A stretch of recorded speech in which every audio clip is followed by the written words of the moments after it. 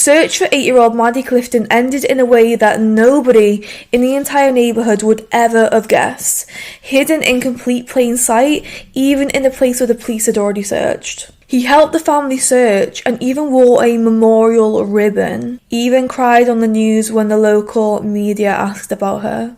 But all the while, the truth was just feet away from where he slept. Today we're looking at the case of Maddie Clifton. November 1998 in Jacksonville, Florida, this type of neighbourhood where Maddie Clifton lived was the type of neighbourhood where you didn't need to lock your door. The neighbours did not lock their doors. There was never really any crime happening.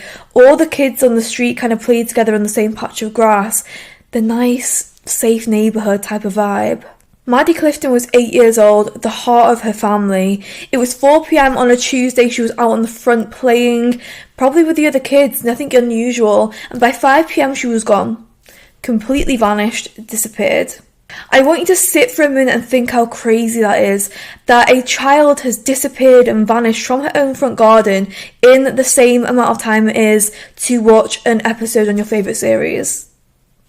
Like, that is crazy. It's the silence part of this that's the most terrifying part of this file. Within just hours, the FBI was over at Maddie's house. Over 400 volunteers showed up to help look for her. And if you look at any of the history on this case, you can see for a full week that the whole city was wearing yellow ribbons as a sign of hope.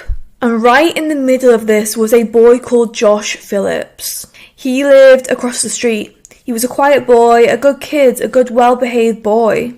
Super helpful in the investigations, out there all night, all day, flashlights, rain, snow, sunshine. He was out there helping. Now, this is where a subconscious bond of a neighbourhood, a community comes in, because no one could have suspected him. I mean, he's part of the community, he's helping look for her. How could anyone suspect Josh? He was one of them, and he was a child himself. Because he lived over the road from Maddie, the police had searched his house as well already. Not once, but 3 separate times. They'd walked into his bedroom, searched the whole entire thing, stood right there and nothing. It's now been 7 days since 8-year-old Maddie went missing. On November 10th, Josh's mum, Melissa, went into his bedroom and she noticed a weird smell. She saw a spot on the floor by his waterbed and just presumed it was leaking. So she lifted the wooden frame of the bed to check the waterbed, and that was when the world broke. She did not find a leak. She found Maddie. I personally can't imagine the psychological toll that takes on anybody, never mind a mother, to find a child's body how she found Maddie's under her own son's waterbed. In her own house. The body of the child, the little 8-year-old girl of the family you have been comforting across the road from you. And then realising that this nightmare was living under your roof the whole entire time. So Josh's mum has then ran outside, found a police officer, could not even speak because she was so traumatised and psychologically disturbed from what she had found in her son's bedroom. All she could do was point at her house. So of course, with Josh's mum running hysterically to the police officer and, pointing at her house, he's obviously gone and looked in the house and found what Josh's mother had found. Josh has then been almost immediately arrested at his school. He claimed it was an accident and that they'd been playing and he'd accidentally hit her across the head with a baseball bat. And that he'd panicked and he'd done what he'd done and then hid her body to escape his dad's temper and make the problem go away. But, of course, there was going to be an investigation, and as the police dug deeper, they found discrepancies in Josh's story, and this whole accident scenario just did not add up. The injuries that Maddie had sustained were not equal to one solid hit from a baseball bat. See, one of the biggest parts of this whole file is the fact that it wasn't a weirdo old man, it wasn't a psycho serial killer, serial rapist. It wasn't a stranger who had driven past wanting to kidnap little kids. It was a 14-year-old boy, Maddie's neighbour, the boy across the road, who had actively made a choice to go and hurt this little girl and then keep it secret for 7 days.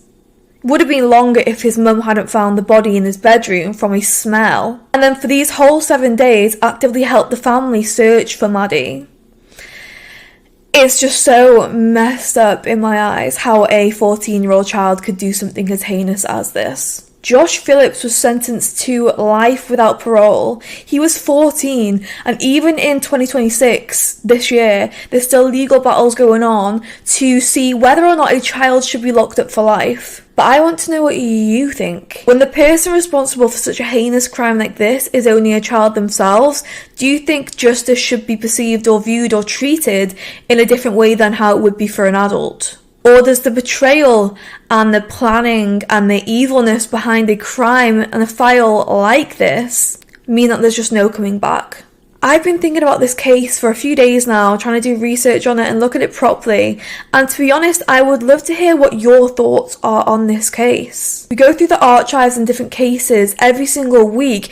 And yeah, I find all the information I can find on different cases, put them together in a video and tell you them the best way I can possible. But your perspective and views on the cases that I put out forward to you to hear about is just as important. But yeah, this has been a heavy one, and I want to say thank you for sitting with me for this time while we discussed the heaviness of this case. I do think it's a very heinous crime story case that needs to be spoken about, and more people need to know about it.